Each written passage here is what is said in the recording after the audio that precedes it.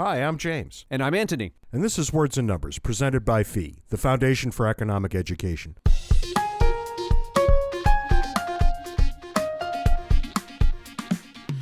And it's springtime. There's baseball again. The weather has turned nice. It's a sea change everywhere I look. Please remember that when I ask, what's new and exciting in your world this weekend? Well, this week's interesting news comes from Krakow, Poland, where a woman alerted Krakow Animal Protection that she had spotted a strange creature crouching in a local tree for the previous 2 days. She wasn't the only person who saw it. Animal Control received several calls from other people about this same creature. Panic spread throughout the neighborhood, not knowing what the creature was nor how dangerous it might be. Parents were keeping their children inside. People kept their doors and even their windows closed, lest the thing make its way into their homes during the night or something. To Animal Control, the woman said, quote, "He's been sitting here for 2 days and everyone is scared of him." The local authorities initially thought it was a late April Fool's joke, but callers were insistent that it was not a hoax. People knew it wasn't a bird. Some thought it might be an iguana, possibly in distress. An iguana in Poland. I don't know. I don't know how these things work. But Animal Control finally sent someone around who found the creature quietly nestled in a lilac bush. It was neither bird nor iguana. The creature that had paralyzed the Krakow neighborhood for 2 days was a croissant. What? You know, the flaky bread thing you get for $2.50 from Starbucks. They were afraid of a baked good? It was a croissant. I mean, how big could I've never seen a croissant any bigger than a small child's hand. Well, apparently they're dangerous looking. I don't know. Was this a 3-foot long croissant that they only have in Poland? No, I think it was your standard issue Starbucks type croissant. Apart from their minute contribution to obesity, there is no known incident of a croissant directly harming anyone. There's a good lesson here.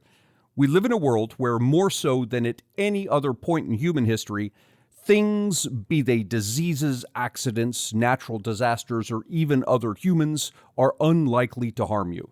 So the next time you encounter something scary in gossip, on the news, on social media, or even in a nearby lilac bush, take a deep breath and remember FDR's words that the only thing we have to fear is fear itself.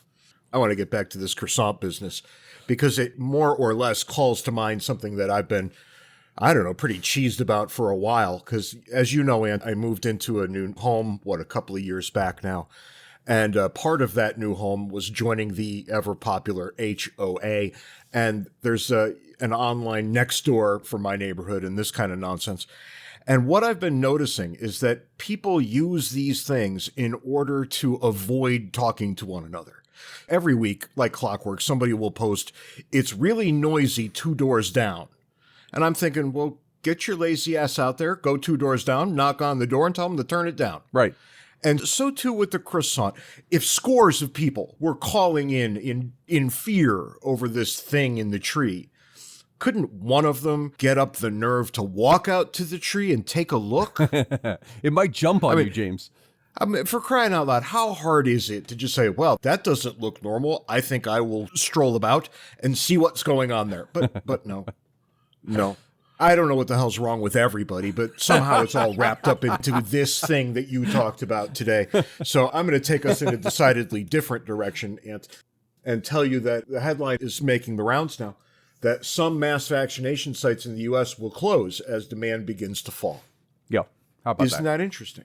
And it seemed to me when I read this, and this is from a New York Times story, we'll put the link in the show notes for you. When I read this morning, I thought, that can't be right. To my knowledge, I don't think we have sufficient vaccinations that demand would be falling at this point. So I ambled over to our World in Data, which is a thing that you and I often use. As a matter of fact, my daughter, who now writes these sorts of things that we write, told me to go take a look there, and I did. And it looks like we have about 41% of the American public has been vaccinated. So should we be seeing a drop in demand? Well, probably not if we wanted to see something like 80% coverage. Right. And yet what these two things together tell me is that we're not going to get an overwhelming majority of Americans to vaccinate. That's not going to happen. My open question is, well, what does that mean in terms of herd immunity? What percentage do we need in the public at large to achieve herd immunity? I don't know what that answer is. I know it's a fair bit higher than 41%. And yet what you're getting here is perfectly predictable from economic principles, because the vaccine exhibits a positive externality. That is, the more people out there that have it, the less likely I am to get the disease because of approaching herd immunity. And so the less likely I am to get the disease, the less incentive I have to get the inoculation. So it doesn't surprise me at all that it's slowing down as more and more people get inoculated. Nor I, and I would continue along that line of reasoning, at least to a degree, and point out that we've got a number of people in the United States who don't really want to be vaccinated for much of anything. In the first place, right, yeah. And as you and I well know, I'll state outright that I think that perspective is silly in the large. However, I also think it has to be allowed in a free society. And that friction between freedom and helping your neighbors is always a friction. So I don't expect we're going to solve much here, but we can point to it and say, okay, here's a prime example of what happens when you take freedom seriously. A lot of time, if not all of the time, people choose things with their freedom that you would never choose for yourself. And that has to be okay. I disagree here where the vaccine is concerned, because it looks, and I've said this before, it looks exactly like pollution. It does. However, I can guarantee that I'm not exposed to it. I take the vaccine. There's no chance that I'm going to get this. Yeah, but that's not correct, because no vaccine is 100% effective. Right, but it's so negligible that I think you got to let it slide. Look, there are some things that I would say, no, you must take the vaccine. That has to be a matter of good sense and probably law. And I think of things like polio. Mm-hmm. But this isn't that if we have an effective vaccine out there that protects everyone who takes it. Look, I just think it's worth thinking through. We're not going to arrive at a conclusion here today, but sooner or later, you and I are going to have to think this one through more deeply. Yeah, you're absolutely right. And it's coming down to an empirical question of what are the numbers here. But again, I want to clarify what I said earlier when I said it's like pollution. Not that the vaccine is like pollution, but the disease is like pollution. So if somebody has it and they can spread it to others, in terms of economics, that is no different than my dumping pollution into the air or trash into your yard or whatever it is. And we have no problem with government intervening in those instances. We should have similarly no problem with government intervening here. Right, but if there were a low-cost glass dome that you could put on your property to prevent, right, against which all things simply bounced off. Right. Then I don't think you would really need or want to have any laws whatsoever. It's just worth thinking through. This is the sort of thing that divides a lot of the people who listen to the podcast. Half are breaking one way, half the other. They each have their own reasons, some great, some silly. But this is where we are right now, and I think it's interesting and it's going to be instructive for all kinds of other things later. I suspect we're going to end up doing an entire episode on this before long. I think so too, and it's one more of these things that with all of this COVID nonsense, we've got to wait for the data to come in, because nobody really knows much about it to be able to say anything definitive in one direction or the other. Right, which is why we always tell you, anybody who's got the big answer right now, full of it. Yep. Absolutely full of it. We're still going to need, my guess is another year and a half's worth of data. I would say so, and that's just to understand what happened over the past year. Yep, that's right. Not to do any fancy walking, because the sidewalk isn't made for fancy walking. You won't know the reference there whatsoever, but 3 of our listeners are laughing hysterically right now. Sidewalks for regular walking. But Ant, this of course brings us to the foolishness of the week. And it's not a person exactly this time, but I want to think about the United States Postal Service. A fantastic operation, cost effective. No, the Postal Service can't do a thing right. We all know this. It's almost impossible to say a good thing about how the post office is run. But Ant, I'm sensing there's a little bit of mission creep over at the post office, because having figured out how to deliver the mail so perfectly and without incident, they now reportedly track all of our social media posts. What in God's green earth is anybody thinking, putting the Postal Service in charge of snooping in on people's social media? Or maybe it's a good idea. If you don't want people to be surveyed, put the post office in charge of surveying. Well, I guess that's right. If they bring that same aplomb to this job that they bring to all of their other ones, the American people will be unmolested for decades to come. But I can't really understand what the hell is up with this. This is That is baffling serious to me. mission creep. It really is. I mean, what on earth are you thinking? And first and foremost, what on earth is any part of the federal government doing monitoring social media in the first place? For crying out loud. Every time I turn around, the government is doing something more stupid than they did the day before. And sooner or later, you think math would break that string, but no, it does not. So this is the brave new world we're living in now. Be sure to say hello to your carrier next time he passes by your house. If you haven't already, pick up a copy of our book, Cooperation and Coercion, How Busybodies Became Busy Bullies and What That Means for Economics and Politics. You can find Cooperation and Coercion at Amazon, and if you've already read our book, please leave us a glowing review at the aforementioned Amazon. And a special thanks to James Bradley, somebody over on Words and Numbers Backstage, where the conversation continues, for pointing out the foolishness of the week this week. This week, John LeFebvre joins us. John is a Canadian musician, composer, entrepreneur, retired lawyer, and philanthropist. He's currently active as an author and activist on climate change issues. In 2017, he published his first book, All's Well, Where Thou Art Earth and Why, a work of political, moral, and legal philosophy. As a dot-com era entrepreneur, John ran afoul of the government by competing with it in areas in which it doesn't like competitors. He paid $100 million in fines and yet emerged still a multimillionaire. He has spent the years since then giving most of that money away to worthy causes.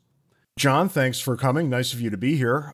Not the usual kind of guest we get. I'm not saying that the other ones aren't interesting, but you're kind of interesting. And I was thinking maybe it would be for the best if you told our listeners about your life, from 35,000 feet. Just give us a broad autobiographical overview. I was 17 in 1969 when the first time I was arrested for selling acid to cops that were dressed up like hippies. That was a good experience, tuned me up for the later part of my life. I was raised in the Catholic school system in Calgary's oil city in Western Canada. It's a beautiful city situated not far from the mountains. We could show up at the high school parking lot and be on the ski hill by 9 o'clock. and, or mountain biking or cross-country skiing and stuff. It's beautiful. You go to Calgary at lunchtime, it's 35 below outside, and like 10,000 people are out jogging because they want to be in shape to go cross-country skiing or whatever they're doing in there. It's a wonderful city that way. Lots of clear heads, lots of really, really clear heads. I grew up there. My mom was a single mom. My dad died when I was a little guy. I was arrested for being a hippie, political prisoner when I was 17, did a year when I was 18. Then I eventually wound my way up into university, became a lawyer, practiced law for about 14 years. And I met a guy, Steve Lawrence, who was an outsider. He was a maverick. He developed the idea of bringing an online money transfer system to the online gaming industry.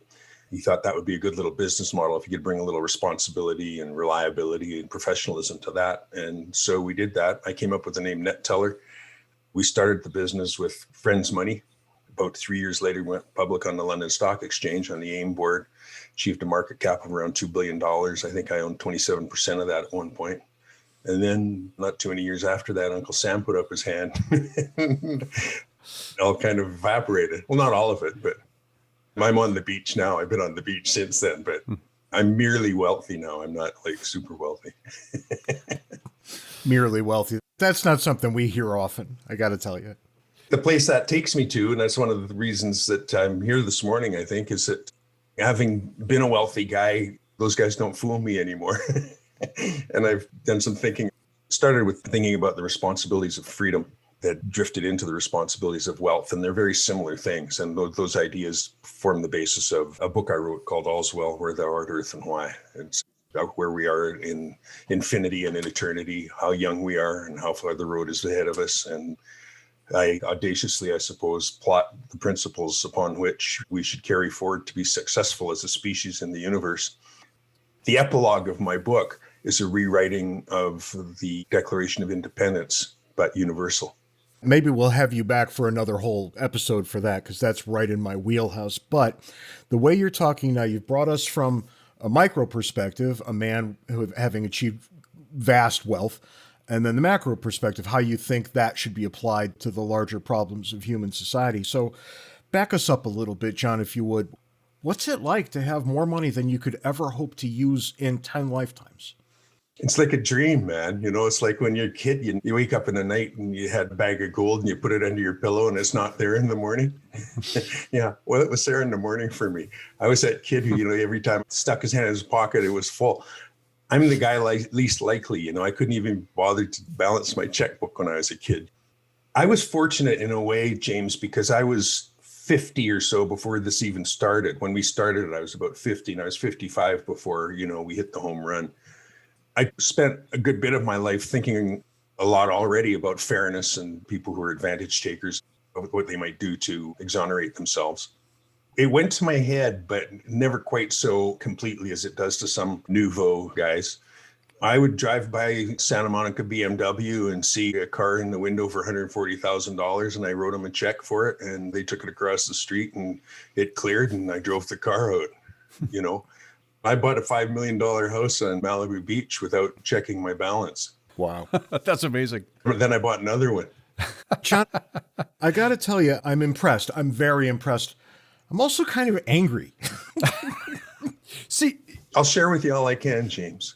Thanks, man. But that's an interesting thing, because I think half of the world will hear that story and say, that's horrible. Nobody should have that. Oh, no. And the other half would hear it and say, no, everybody should have that. Everybody should have that. That's right. I'm not angry because I think nobody should have that. That would be ridiculous. It's interesting, though. You seem to have a perspective on this, that when we think about the fantastically rich, the quick and new rich, right? We're talking Bitcoin millionaires and billionaires, and they tend to be very, very young. So much so that they really can't figure out how to get out of their mother's basement, even though they're millionaires. You, on the other hand, you point to something that I think is incredibly interesting. You say that you were 55, 57 before this hit, and you're equipped to deal with it in a different sort of way. Ant and I are both in our early 50s. Well, Ant's probably in his late 50s by now. And when we think about things now, we think about things the way middle-aged or older men do, and it's radically different than it once was. When I was a kid, we would know philosophers and stuff like that. It was a different world. People read books and stuff. And then I decided to write a book into the worst audience that was ever born for book reading, Yeah, but your mortgage payment wasn't contingent upon book sales, so you really don't have to worry about it that much. No, I've given away more books than anybody I've ever run into. I'd like to sit way up high here, because you've lived the kind of life that most people can't even dream of. What advice do you have for what we would all call, I think, normal people who are never going to have billions of dollars? The most precious thing that has ever fallen into my lap has fallen into mine no more than it has into everybody else's. And that is the ability to sit here and be here now. It's a treasure. Think of what the universe would be like if it weren't for beings like us. Imagine what a fascinating place the universe would be, but there would be nobody to be fascinated by it. We are the universe's vessels of astonishment. And we are all that, even the starving lady in the desert in Sudan, the starving baby flea-bitten dying at her dusty breast. We all have the same capacity to dream, and we all have the same capacity for disappointment. I think that we would feel a lot better about ourselves if we gave that woman a break, and all the rest of them as well. Ant and I talk about these sorts of things more often than you might think. He's an econometrician, I'm a political philosopher. Really, what we're looking for is a way through the thicket that we could achieve human flourishing. That's human flourishing. It's not American flourishing. It's quite universal. And if you look at the data year over year, we're actually getting there. We're getting there very slowly, I'll grant you, but it's better now. And the people who listen to this podcast are going to roll their eyes because of how many times I've said this. But when asked if I could choose any period to live, when would I choose? I always choose right this second or any time in the future. What I've achieved relative to what my grandparents were able to achieve is monumental.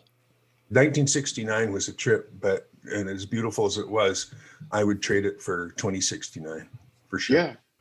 I was born in 67, and my children, they like to talk to me about what it was like in the 70s. And I always have to say, well, it wasn't that great when you kind of think about it, that you guys have all the best of it. It's a little depressing because I'll be dead by the time their children are their age, and I would have loved to have seen what got accomplished past my lifetime. John Stuart Mill and Adam Smith are still part of the conversation, James, and you can do that too. Thank God. I'm actually very, very optimistic, and it seems that you are too. I can actually see you, and I could tell the people listening right now that John's been smiling since we started. I think the future for us, it's generous. And the dividends of generosity are gratitude. It's a gift that goes on. It outlives the giver. I think that's one of the reasons Ant and I like to point out that people are doing better now than they ever have. Yeah. Because when you're caught in your life in the moment, you don't typically think, I should be thankful for this. It's just something that gets shuffled to the back of your brain. But boy, we are lucky. I really want to ask you guys some things about economics because you know more about those things than I do. But I've been toying with this theory about wealth is infinite. We all think that our economy needs, growth to be healthy. And it seems to me like about 20% of the people on the planet right now are well prepared to pull on the oars and 80% are not. And if we developed those people, gave them education and the tools of self-improvement and the sorts of things, made it available to them, which is easier to give every day now with internet and stuff, then if we increase their productivity, then there would be an increase of wealth and the wealth would snowball, would it not? I mean, is there a limit to how much wealth there is, or is it infinite? It's infinite because human capacity is infinite. People say about how we're running out of resources. I say, well, hang on a second. A particular resource, be it oil or whatever, may be limited, but resources aren't. And you could look back in history, and once upon a time, we heated with wood until we discovered whale oil. And then we heated with that until we discovered petroleum. Then we heated with that until we discovered uranium. And what happens is humans created resources out of things that weren't resources before. The perfect example of limitless wealth is to look at our standard of living, yours, mine, James, versus our great-grandparents. And quite literally what today we call poverty in the United States was upper middle class living a century and a half ago. We're living infinitely better than the medieval kings of Sweden. We are. It goes to your point about being thankful for what we have. And I think so many people have this view that the world is going to hell largely because they take for granted all the wonderful things we have. We take these things for granted, and we should take them for granted. The thing that we shouldn't take for granted is that I can't help it if I'm lucky is a good enough reason to just let it stay where it is, right? For me, the cost of freedom is, when we were kids, they used to tell us that the cost of freedom is the highest price you ever have to pay. You have to pay with your life. The frightened was. I think it's higher than that. I think the cost of freedom is higher than that. First of all, if that's the cost of freedom, only one guy in 100,000 ever pays it and everybody else gets their freedom for free. But I think the real cost of freedom is that every day that freedom that we live, we have duty, we have an obligation to strive to do whatever we can to assure that those who are less fortunate in the freedom department will come to enjoy it as well. I think it's further than that too, because I think when you look at Ant and me, we are living middle-class American lives, pretty standard issue. And that's better than probably 99% of the human beings who have ever walked the earth. Absolutely. And I think we owe a debt to people who came before. I mean, even if it's only the kind of debt that you understand in your mind and don't talk about all that much. But I think we owe a debt, and I think we only can pay that debt by living well. We have to be worthy of the freedom that we've got and the things that come with it. And that's, I think, where most of us kind of fail. We don't do that as much as we should. We used to have a really elevated impression of human nature. Adam Smith thought that, quaintly, he called us men. I think he meant people. But he thought men were good. And if you give good men money and freedom, they'll do what's best for everybody. Yeah, they know what to do. They'll live better. Now we think if you give a guy $400 for COVID, you're going to turn him into a bum. And he's going to be a bum for the rest of his life. It's very, very depressing to me that that is a prevailing view of human nature in America. It's not the view that gave birth to America. And it's not even the view that existed. I want to go back to your story of being 17 in the hippie movement. It's not even the view that was then. I look back on that, and I was too young then, but I look back on it and I think if I had been a teenager or young adult during that period, I probably would have joined them. The idea of love and peace and let people be, what happened to that? because that message sounds much more like what you hear from libertarians today than what you hear from the left today. It's one thing to say those things. It's another thing to live them out. You know what Joni Mitchell said about that, eh? When we were kids, we decided we were going to change the world. And then we figured out we couldn't do that. We decided to change ourselves. And then we decided we couldn't do that. When we realized we couldn't do that, we decided to get rich. Yeah. I think that's where it all went. But you know what? America is exactly the same. This is very apt because the founding principles of America are insurmountable, absolutely the pinnacle of principles for human development. All men are created equal. It's the most important sentence ever written. And the rest of that sentence. That's right. What we're entitled to, right? I'm optimistic that we are going to be able to fulfill the promise of that sentence. And it won't be but a couple more generations that it's going to happen in. I was just going to say the hippies bit off a lot more than they could chew when they turned everything into peace and love. And America bit off a lot more, obviously, than they could chew when they said all men are created equal. Sure, we're still working on it. And that's fine. It's fine that we're still working on it. I would feel bad if we weren't still working on it. I remember I was in graduate school and I went to a place that understood the American founding to be probably the high point in human existence. Whether that's true or not, I offer no answer, but that was the perspective at the program. And a friend of ours was in school with me, Tom Cranwitter, and he started arguing with somebody who was just taking shots at the American founding. And he kept going back to what equality actually meant and what it yielded. And the guy at the end of the argument just kind of threw his arms up and said, well, I guess you win, and stormed out. And my friend Tommy, who's a hick from Kansas, looked up and said, that's powerful shit. And that was one of the greatest utterances I ever heard in an academic setting. It's fantastic. I won't go on long here, but it reminds me of something. I saw a buddy of mine, David Paris, sent me this thing. It's a trailer for a new movie that Kelsey Grammer's in. Have you heard about it? In Between? No. It'll knock you out, man. He plays this old hippie. He's all like Hawaiian shirts and big beard and stuff like that, but just keeps saying this stuff like, wow, man. Like, really, there's something to be learned from those guys, but yeah, execution wasn't one of them. Actually, I think they did as well as they could have given the situation at the time, which is, I think, all we can legitimately ask of anyone. The main thing is about raising consciousness. It was a pretty good stab at that. Yeah. That's the gift that goes on giving. I mean, that's how we grow the world, is by taking really smart things and sharing them with other people and watching other people grow from the things that we share with them, right? And with the Declaration, people as different as Ho Chi Minh on the one hand and American feminists on the other have used the logic of the Declaration explicitly. They've pointed right at it. They've rewritten it like you have, because it lends itself to that sort of thing. It's amazing. Yeah, it's a beautiful piece. You're just way too interesting. I'm going to have you on for another 5 or 6 episodes. I'm really interested in hearing about your rewrite of the Declaration. But I think James is right. That's going to take a whole episode. I'll send you guys PDFs. I can tell that our listeners are going to be very interested in hearing you talk and not us talk. So tell us more about giving money away, because apparently you gave away almost as much as you made. I gave away about half of what I pulled off the table. 70 million or so. Oh, wow. Oh my God, man. Come on. And what does that feel like to do that? It felt pretty natural to me, you know. Yeah. It felt like when I was a kid, I lived in a house where some people sold acid and they put the money in a bucket in the cupboard. And if you needed a piece of pie, you went into the bucket. And that was the way it went. I swear, I've said this before.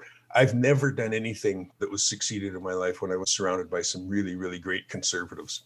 They just railed at me the whole time. John, you're hemorrhaging this money. You know, what the hell are you doing? Right. And I just kept saying, well, you know what? I don't care if it runs out, you know, I'll never have any trouble getting a peanut butter sandwich. Everybody. But you know what it is? Even if it's a bit radical, you want to live what you think, demonstrate what you think. That's what I did. It wasn't all smart giving. About half of it was. That's a better track record than the government does. That is correct. That is much better. Okay, I'm glad you brought that up, Anthony, because I want to talk about that. People say, okay, you got all these dreams of principles for the future. What's the most important thing? I think the most important thing we got to do is stop dissing government to kids when there's kids around. The thing that we've invented with constitutional democracy is the most powerful instruments ever been created by the human species for the control of the selfish wealthy. Call them kings, whatever you want.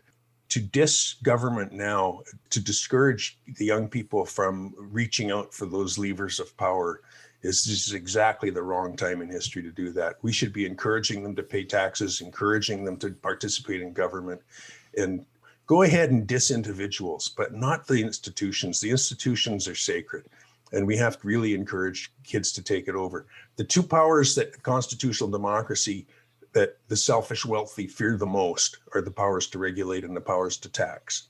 And that's another thing that I've stumbled upon is conservatism used to be about conservation and development of capital. All these people are the same now. David Brooks at the New York Times. I hear this morning it was, what's her name? That's on the carpet for voting against Trump in Texas. What's her name? Dick Cheney's daughter, Liz Cheney? Lynn Cheney. Yeah, she said regular conservatism, small government, low taxes. But small government, low taxes, you guys, those are dog whistles for no regulation and I don't want to share. I'm old enough to remember the principled approach when that meant limited government and wide berth for personal freedom. It's kind of sad how I look at both the American left and the American right, and I don't see a whole lot of principle on either side. I just see the will to win. One of you guys said this, that the proper province of government is to protect people from harming others. Prevent people from harming others, right? How do libertarians protect the atmosphere? Well, that's the same. If a company is polluting, that's harming others. Right. It falls well within the purview of government. I think libertarians do very well when they're discussing things like consenting adults in whatever situation you want to talk about. They don't do nearly as well when we start thinking about tragedies of the commons. They don't do nearly as well when we start thinking about the rights of children, these sorts of things. I'm not going to say that it's a blind spot, but it's almost a blind spot. Good. Yeah, right. And this is one of the reasons why Ant and I refer to ourselves as classical liberals and not libertarians. Right. And we're fellow travelers without question, but I'm never going to be an anarchist. James brought me around on that point. When we first met over a decade ago, I was a pretty staunch anarchist. And we recently finished a book. In this book, at least in my mind, we started out as a tome of markets good, government bad. And it worked until the last chapter. And the thing wouldn't come together. And we're arguing it back and forth until finally the light goes off my head. No, this is not a story of government bad. It's a story of two tools, market and government, and they have to be used in the proper balance. Right. My book, All's Well, your people on the radio aren't going to see. We'll put a link to it in the show notes. There's a guy reaching out his hand in kindness, but there's a sword behind him. And it's not just lying there. It's in a position exactly placed so that he can grab it. Mm-hmm. It's one of the most controversial things of my thesis is the proper use of force. When there's some people who won't want to share, but they have a duty whether or not they want to. Where it really becomes difficult was when you talk about there's obstacles like sovereignty. For instance, when the young girl in Sudan is going to get her clitoris gashed off with a busted old tin can top, how do we fulfill our responsibility to protect her freedom? Both liberals and conservatives lay into us on a continual basis. But on the one point that libertarians lean into us is when we ask the question, what do we owe each other? Because we contend it is not zero. Now, I don't know what the right number is, but it is not zero. And if indeed we do owe each other, there is a place for government to use force to make that happen. I know it's not zero, and I know it's not 100. Somewhere in the middle, right? And probably more towards 0 than 100, but nonetheless, when we ask people that question, we ask them cold. We'll walk into a room in which we're speaking. We'll just ask them cold. Almost all of them come up with an answer between 20 and about 28%. That seems to be what everybody actually thinks we owe each other. Isn't that interesting? Well, to me, it's like, I think we owe everybody security and respect of the individual, access to food, clothing, and shelter, access to the tools of self-improvement and to health, access to basic justice, access to basic finance, and access to a healthy environment. All of the things that we take absolutely for granted, and as not the way you guys talk about it in government anymore, but entitlements. Mm-hmm. We in our free white guy society think that we're entitled to all of those things. And if anybody tried to take any of them away from us, we would be pretty miffed about it. Here's the question, though. If we are entitled to those things, what is there to distinguish us from the lady in Somalia? And it's going to have to be a cliffhanger because That's all the time we've got this week on Words and Numbers. Be sure to join us next week when we try, and probably fail, to come up with something as interesting as this or even better. Until then, you know the drill. Follow us on Twitter. Handles are in the show notes. Join us on Words and Numbers Backstage, where the conversation continues. And for the love of God, be nice to each other. And not for nothing, but we're probably going to continue this discussion over on the Patreon account. So for the price of a cup of coffee, you can come and listen and hang out with us there. Hope you do. And until next week, take care of yourselves, everybody. You too, Ant. See you next week, James.